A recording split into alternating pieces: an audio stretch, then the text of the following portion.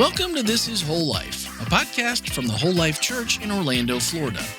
Join me, Ken Wetmore, lead pastor, and Melanie Bachman, our worship pastor, along with our communication team, Randy and Lucas. Take a look back, a look deeper, and a peek into the week ahead. Here we explore meaningful conversations about spirituality, community, and living with purpose. We don't have all the answers, but we are walking the journey together. Wherever you're listening from, you're wanted here. This is WholeLife. Hey everyone, it's episode 501 of Greater Things. No, of This is WholeLife. Welcome aboard the show where we dig deeper into each message each week and we learn to love God in a deeper and more meaningful way together. 2026 at WholeLife, we have moved on from overflow into greater things. We're looking to the past for the last 100 years and into the future of what lies ahead for WholeLife, hence the greater things. You know what? The conversation only lacks one thing, that's you. So whether you attend online, maybe you are here locally, you can text from the front row if you'd like, 407-965-1607, or email podcast@wholelife.church. Doesn't matter, but if you're part of our online family or you're here in person, we will take all comments, questions, and the like. We want to hear from you, and it is so much more fun when you do. So as always, you already know who's part of the show with our new intro. Thank you for your feedback that you enjoyed that. I appreciate it. But as always, Melanie, Ken, Lucas, we are all here today, which, I mean, it's been a while since someone's been out, so feels good to kind of be back in the groove. All right, this week it was Greater Things, and the message was mission. That was from this past week, January 10th, and you can also go to our companion podcast, Speaking of Grace. Swipe up in today's show notes or the Slack channel, and it's episode 294. You'll find that there. All right, today we're going to do something cool and fun because didn't feel like doing them all myself, so here we go. I'm going to have everybody pick one. We have overflow, some people that wanted those vector battery banks. We've got some questions, and we have some comments. So like a magician in a deck of cards, there are 2, 4, 5 pieces of paper. So Ken? Oh, no. I feel like ladies go first. Oh, Melanie? Oh, is that me? Okay, fine. I mean, Right. Got it. Lucas? Yes. Pick one. Ken? I'll take 2. You take 2. I'll take this one then. Look at you. You picked the 2 one on top and one on bottom. He's a magician himself. There it is. I'm showing off those skills that nobody can see yet. Okay, so as you know, as episode 500 came up, and if you're part of the Slack channel, you've seen the cool little vector battery banks to charge your phone on the go that we're giving away in celebrating episode 500. And we asked for your overflow feedback. So if you have an overflow, why don't you go first? I think I have an overflow. Who else has one? I have an overflow one. Okay. Well, then you want me to go? Yeah, let's start off. Let's get the overflows out, and then we'll hit the questions, and then we'll finish with the comment. So should I read it in my imaginary voice of this person, or just? Do you know this person? It says it's from Rod. Oh, yeah. Do your best, Rod. Oh no, I don't want to. I was going to do something completely different. Yeah, go for it. So I don't know. Now I'm feeling a little bashful about it. Okay. I'll just do it with my southern accent. How about that? So you're normal to him. Yeah, exactly. Okay. Except a little more? A little bit more, maybe. Okay. Hey there, Randy. I was thinking about your 2020 Overflow Challenge just this morning. I went back to see which episode during which it was announced and concluded that the time had passed to send you an email about it. Thanks for your prodding in the Slack channel. Seriously, I've been blessed beyond all expectations during 2025 in many ways. I can surely attest that one of my greatest Overflow events was participating in the online community, The Table. Because I travel so much of the year, I miss fellowship. The Table keeps me in touch with my church family. It provides me with social interaction with others who share my love for Jesus, and it provides me with an opportunity to minister to others and to contribute service to my church family. And I always feel like I am the one who receives an overflow of the blessing. Rod. Thank you, Rod. Now, see, you don't have to be here every week, although he is here on occasion. Does that sound like Rod to you? Not even kind of. No? All right. I tried. It kind of sounded like an FM station that you're driving like at the edge of one and you pick up another and it kind of goes back and forth. Like, which one was it? But it was good. That's awesome. So it just proves that no matter where you are and when you are, you can be a part of Whole Life. And you can also contribute win factor. a battery pack. That's it. Yeah. There you go. can Look do at that. All right, I got the next overflow. This is from Julie. And Julie said, this year I have seen God's love and grace overflow through the Whole Life Church, embracing us as we begin to fellowship here. This church truly oozes God's love, acceptance, and purpose, and I'm grateful to be a part of this special place. Also, I've seen God's goodness overflow in the lives of my children. Our first ministry is to our family to teach and reach them with the love of Jesus. Now that they are adult children living out a passion and dedication to God, my heart overflows with His goodness and graciousness. I've also learned to understand God's patience and unconditional love as I watch our children live their own lives no longer under our direction. I'm excited to see the greater things this next year will bring. Thank you, Julie. I saw Julie in the hall and she's like, is it too late? You said we could still put one in. And I'm like, put it in and we'll have the little prize, but just put it in because that's what I really want. I just want to hear what you got to say. So thank you, Julie. All right. Who's got a comment or a question? I got a comment. All right. Go for the comment. Just listen to the podcast. He was gonna. And I hear now that we're going to do a video on YouTube available on Friday night. That's amazing. But there was supposed to be a Friday night story time that I was looking forward to. That happened once and has yet to happen again. Anonymous stories. Anonymous stories. Well, Mr. Anonymous, or I mean, just Anonymous. I mean, Anonymous. We don't know. There's no Mr. or Mrs. attached to that. It's just Anonymous. We had a conversation on Saturday. And so I invited Anonymous to become an author of short stories. And, or if you know any authors that would like to write some, good bedtime stories, we'll take any and all that come our way and read them. Wow, that's quite a promise. To that I say amen. To that I say all right. Oh, no.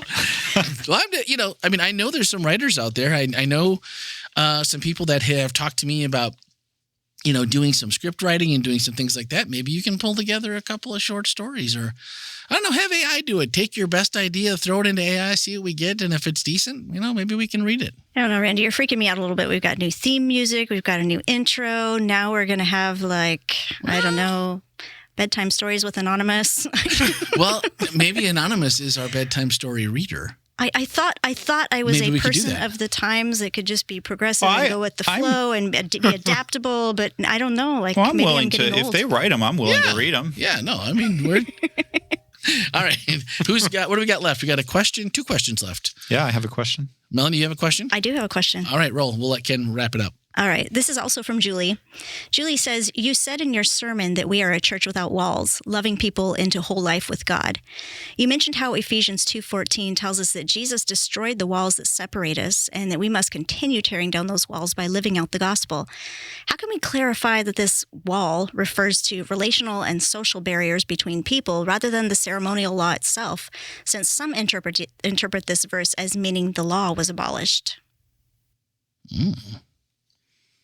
Yeah, I think you're correct. There are some that interpret it that way, but was it the law that was keeping them from each other? Or, well, let me just put it this way. If the law was truly what was keeping them away from each other, Jews and Gentiles, then Jesus would not have spent any time with Gentiles, and he did.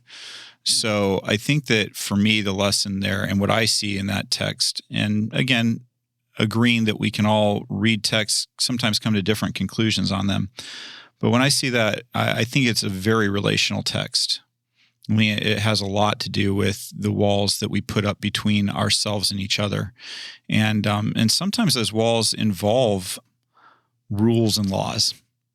Okay. And we allow those sort of things to get in the way of the relationship. And I'm glad that Jesus didn't. I'm glad that he came to a world full of sinners and lived among us and was with us and didn't let our sins and failures get in the way of him having a relationship with us. I like it. So that's what I got. I don't know if anybody else wants to add on to that. Melanie? I defer to Ken. All right. Ken's got our last question. All right. Here we go. This one says, I have a question from last Sabbath's sermon on your mission statement. I'd like to remain anonymous. Here's my question. In your sermon, you said that this church is for everyone. How can the church be a safe place if everyone is allowed, welcomed, wanted here? For instance, an abuse survivor rarely feels safe when they see their abuser is supported, believed, and accepted over them, a survivor. Abusers tend to be different people at church when they are alone with the victims. Many survivors have told me that they usually leave church because they are not supported or believed, and the church sides with the abuser or takes the neutral stance, which is just siding with the abuser, because they can't believe the abuser would do such abusive things that the survivor says happened or won't hold them accountable. So the survivors end up leaving the church, usually losing their support system, while the abuser gets to stay in the church with the support of their church family. So how does your church make it and keep it a safe place for survivors? Great question, and a fair question. And can I just also admit it's not an easy question to answer.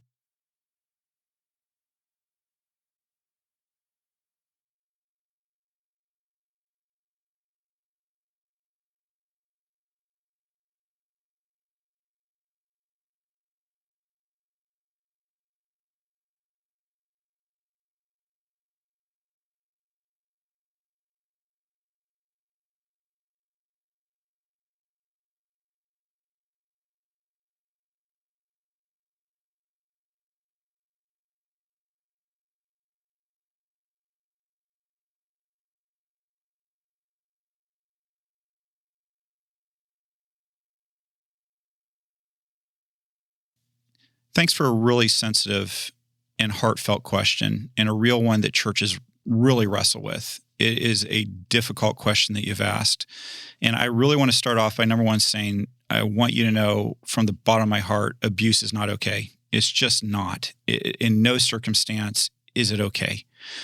And we don't want at WholeLife to be supporting the abuse of anybody. Because I have friends who have been through what you're describing, I hear the pain and the hurt in that question.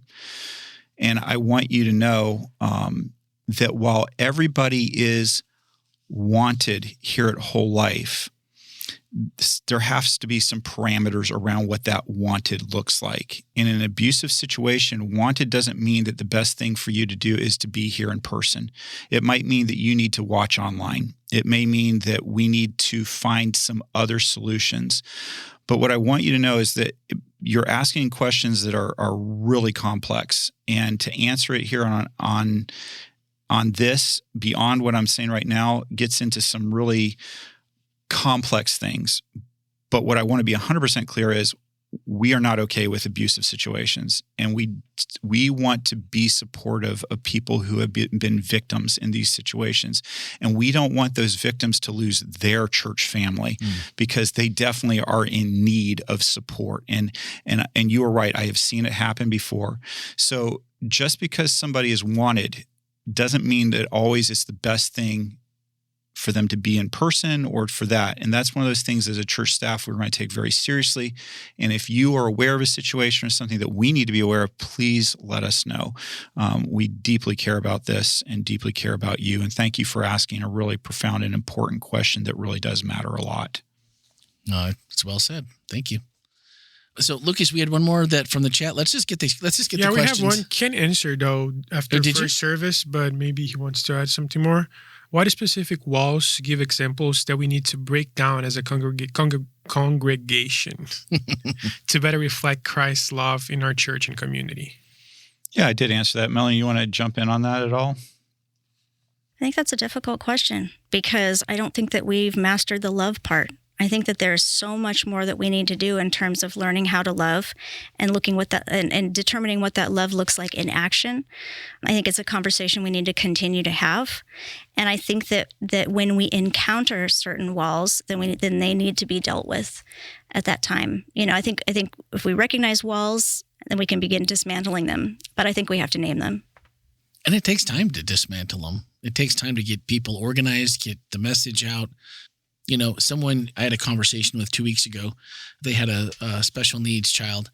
You know, they're trying to balance life and everything. And I was like, well, you know, we have a support group for parents with kids with special needs. And then, you know, Buddy Break, which is coming up, I think in February, where it's a respite program for kids with siblings with special needs, you know, mom and dad, or mom or dad, or whatever the case may be, can drop the kids, the special needs child and siblings off for a 3-hour break.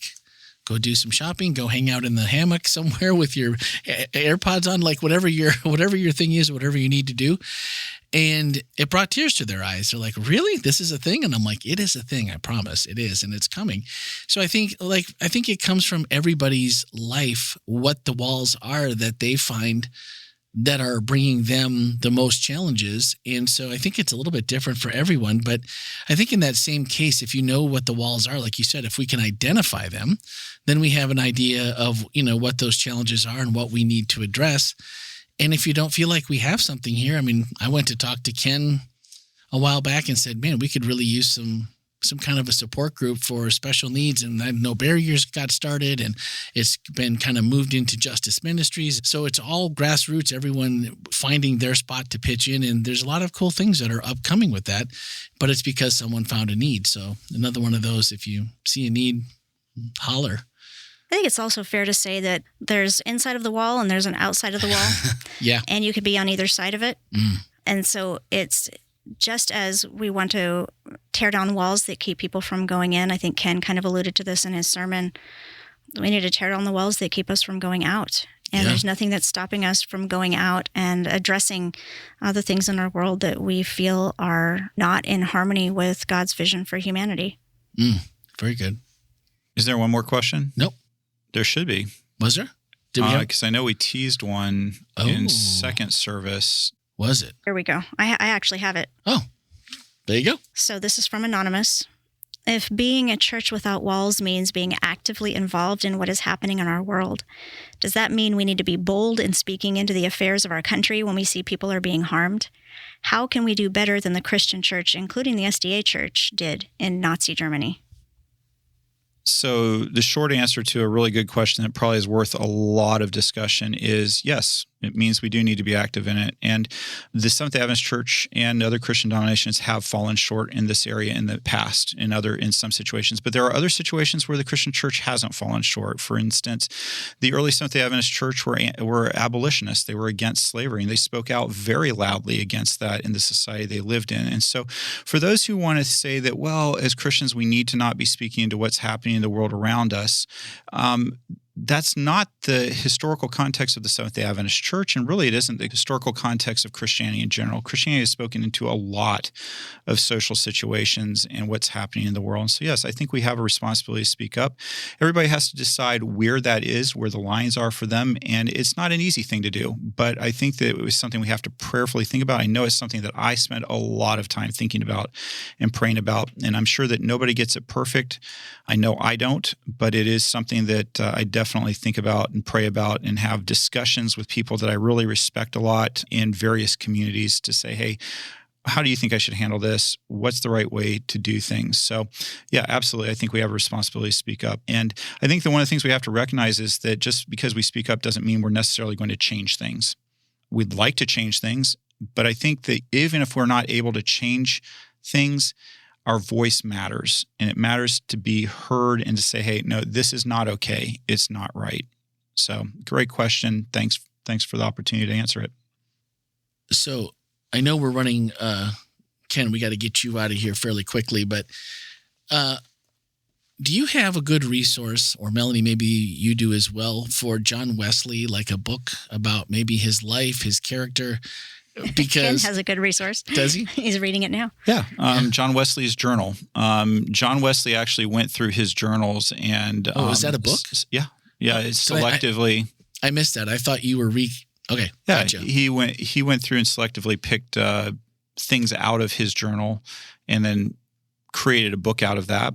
And then since then, people have gone through and done some editing. But there is a book called John Wesley's Journal. And I think I'm listening to it on Hoopla right now, I think. Hoopla? Yeah, Hoopla, if you're not familiar with that. It's a great app. Great app. Hoopla. Yeah, so okay. For those of you who... I'll put a link in there. Yeah, for those of you who like listening to audiobooks, it's one of the ways I'm able to find time to read the amount I want to be reading. there's a lot of great resources out there. Audible is one that you get to pay for. That's one. But Hoopla and Libby are two different apps that most public libraries offer with your library card. So if you have a library card, you get those apps. They kind of function like an audio library for the libraries. The difference is that Libby is kind of like your traditional library. A traditional library will have 3 or 4 copies of a book.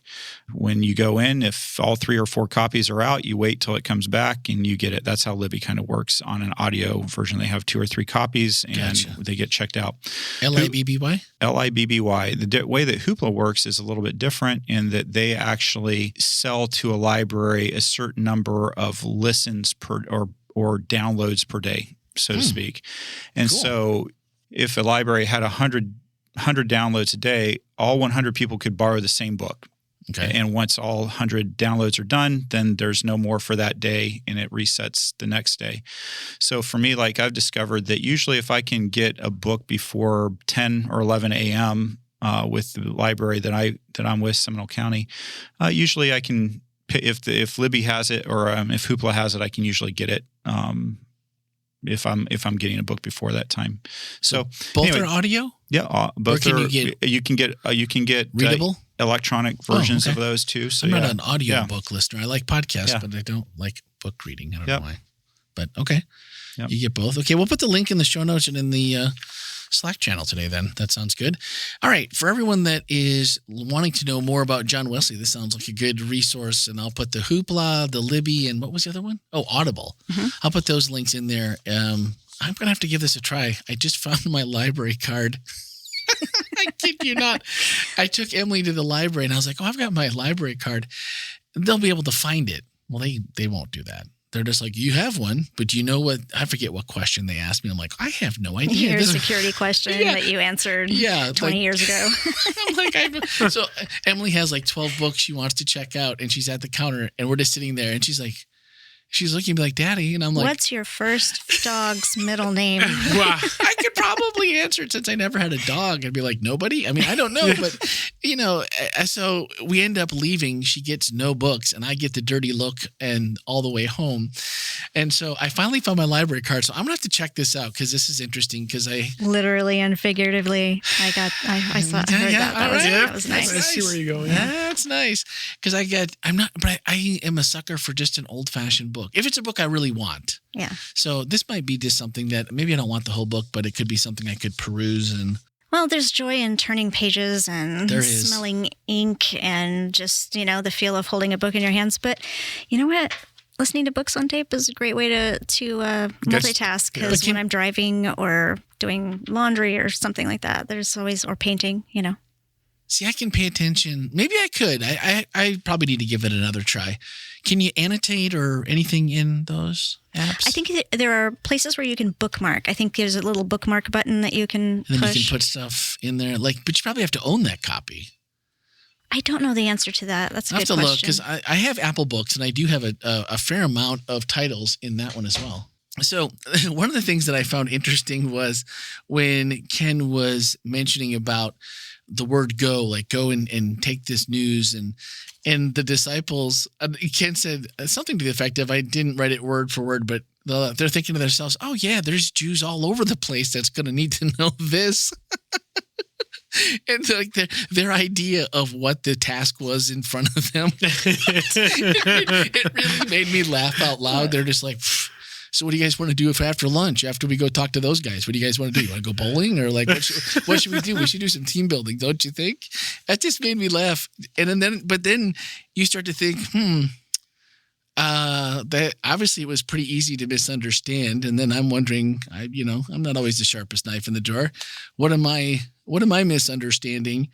And is that why we made a change in the mission statement?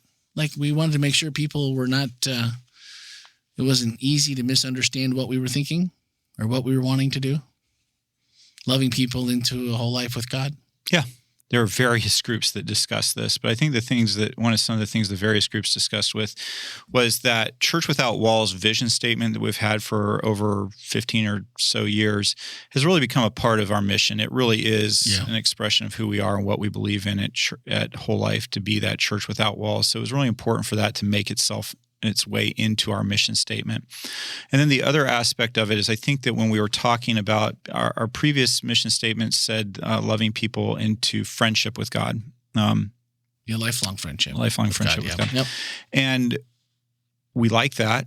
And I think we also wanted to deepen it a little bit. I think that there is, we wanted it to include this idea that your relationship, because, I can be friends with you, Randy. I can be friends with Melanie. I can be friends with Lucas. And those friendships all look different. And I can be friends with my wife, Rochelle, and that friendship looks different too. And my point is that when we had that language, we thought, let's go ahead and really kind of expand it out to really kind of include what whole life is, and make that really a part of who we are, that it's I hope a little bit more descriptive. And that's what the group was thinking, the various groups, as they were thinking about this and talking about it, was how do we make this broaden it and deepen it, and maybe even make it a little bit more obvious what we mean. So yeah, that was the thought behind it. And that in the salt, where God's got to sprinkle us in a little bit. I was thinking about that and the different, like, what does salt look like for everybody? Because I think your gifts are different, just like all of the relationships you just talked about. You can be friends with everyone, but for each of those to flourish and to be a relationship that you really want and you want to keep and you want to make it flourish, it requires a little bit of something different. And I think with God, at least for me, man, a lot of times the salt sometimes gets in the cuts a little bit, and it makes it uncomfortable, where it's like, well, well, you should talk to people, right? Because Randy, you talk to anybody, so you should just go, you should go talk. And it made me think, as soon as Ken said, well, you said, well, geez, Ken, I don't want to be that guy that's out there on the street with the signs or with the, hey, and I always think if you've ever been to Bike Week in Daytona, there's a handful, and they carry the longest crosses you've ever seen in your life with wheels on the back. And it's like, they put a different sign, Jesus saves, Jesus loves you, and different things. And while I don't disagree with the sentiment, I don't disagree with, if that's your thing to be out there and doing it, more power to you. But that's just like, that's not me. And that's the first thing that I think of. How are other ways? And I really appreciated Ken saying this, that you have to go out and live your life with the truth and the love of God, so that people see it and it makes a difference. Because I don't want to be that other person, because it's just it's cringy for me, even though I don't think that they're doing anything wrong, and more power to them. But you know what? That works for some people. Carrying that cross starts a conversation. It gets something going. And my thing is, like, as long as your life is consistent with what you're wearing on your clothing and what you're carrying behind you there with the cross or whatever, I've got no problem with that. The same way that I have friends that like to this, they enjoy going door to door, knocking on doors, and handing out Christian literature. That's not my preferred way of doing it, but they enjoy it. That's their thing. And you did that, though, didn't you? Was that your job? For a very short period of time. Yes, I did it for a summer, and it was excruciating for me. And again, for me, not my chosen method. Yeah. Not the way that I like to do it. But I've also seen some really powerful things happen from people who have done that. And so I think that one of the things we have to be a little bit careful about is saying, oh, that's not the right way to do it, or you shouldn't be doing that. If it's authentic to you, by all means, if it's authentic and respectful, and your life is living the great commandment of loving God and loving people, then good. And for me, it's the same thing as I'd like respect on the side of things, that just because a certain way of doing things isn't my way, because I'm with you, Randy. I'm not the guy that wants to carry the cross behind my motorcycle. Firstly, I don't want to drive a motorcycle, but whatever. I'm not the guy that wants to go knocking on doors, door to door. But I love to talk to people about Jesus when they give me the open door for it. If you give me an open door, I will talk to you all day about Jesus. But I am not the guy on the plane that's like, hey, do you know Jesus? My son, I think I might have told this story before. He was flying back on a flight, and somebody did that. They said, hey, do you know Jesus? And he said, yep, I do. And they didn't let it. They were like, well, do you know my Jesus? And Eric was like, well, is there more than one? Tell me about yours, and I'll tell you whether I know them or not. And so the person proceeded to, I think, do their best to witness. But then what they said, it was really quite offensive, actually. He said, well, I'm very familiar with Jesus, and my dad's a pastor. And they looked at him and said, oh, your type is the hardest to save. And so what I guess I would say is, I don't have a problem with you witnessing, but think about what you're saying. Think about whether it's doing more damage than good. Think about how that would come across. Think about some of those things as you're going about doing it. And do think about think about what may be effective and what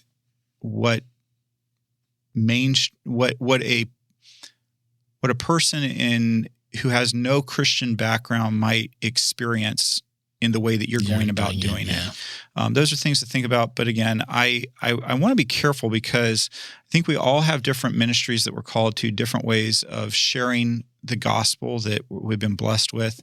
And so I want to be careful about not picking on the way that just doesn't make sense to me, because it's just not part of my personality makeup. Absolutely.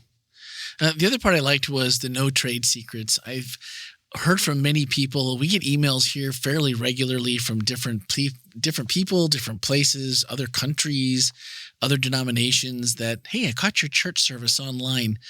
How many people do you have that make your, like your broadcasts and your stream available every week? Because it looked really good. There's certain aspects we've never thought of before. We'd like to talk to you more about it. And that's always exciting. And to me, that's one of the things that make it easy. Like, if you want to ask me how we do stuff here and the techie part of it, or just the relational part of it, I could talk to you about that, all day and let you know how to do things. And I had someone email me today, a church member who's thinking about starting a podcast. And like, could I have lunch with you?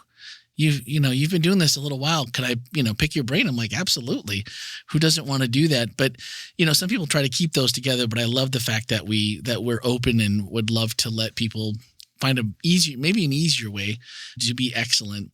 And then truth and love, they're going to know all of it, whatever you do, whether it's the thing that might be uncomfortable to some or whatever, how you live your life and just showing that love. That was great. And the emails that you got, would you save those up for us? And you just wait till you have, 4 or 5 before you break them into a sermon? I'm like, that was pretty sure he has more than that. He probably does. But those are like, there should be a place for those somewhere, because if that doesn't give you the warm and fuzzies about, at least, like Ken said, all the stuff we talked about today and the hard questions. Do we do it perfect? No. Will we ever do it perfect? No. But we're going to try really hard, and we're going to do our best, and we're going to learn from our mistakes and all of that to try to be the best. But man, that at least makes you feel like you're getting some in the W column every so often. Yeah, that feels really good. And thank you to all of you who do send. I receive a lot of really nice emails on a really regular basis. So those were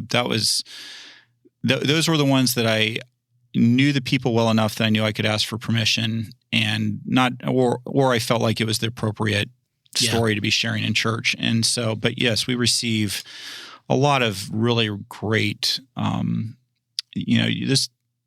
you WholeLifers, you're the best. Like, I just hear so many positive things about what you're doing in this community and the difference you make. And so it was really fun to be able to share a little bit of that. And I want to say a huge thank you to the four different individuals who sent those emails, who said that it was all right. Those were the original. I had 4 emails that I wanted to use, and I sent sent out, I contacted each one of the people and asked them whether it'd be okay. And all 4 said yes. And I thought for sure I'd have 1 or 2 that would say, I'd really probably rather you didn't just share that, and in the email I sent, it says totally okay. If you don't want me to share it, that there is no pressure, if it's not okay. And all 4 were just so gracious, and several were like, oh, please do. I'd really like for people to know how I feel about this. And so just really grateful to those 4 people who are willing to let me share. I think everyone would love to receive a few of those emails. Yeah, they're great. Basis, so. I have a whole folder in my email that's called Nice Notes. Nice notes. Nice notes. So when I get notes that aren't nice, I go to my nice notes and I read through them.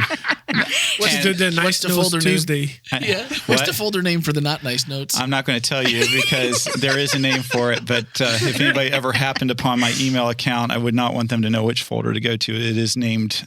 It is subversive. It is named in a way that wouldn't be the first folder you'd look in. So, not to confirm or deny the abundance or lack thereof of those emails. You know what? I think there's more. I think there's way more emails in the nice notes than there are in the other one. Excellent. So, of course, that I can't let that go by without saying today was wonderful. We had like 6 different notes. We had overflow. We had questions. We had comments. And the conversation is always more fun when we're working off of what you want to talk about, not just what we want to talk about. So please do continue to send those in.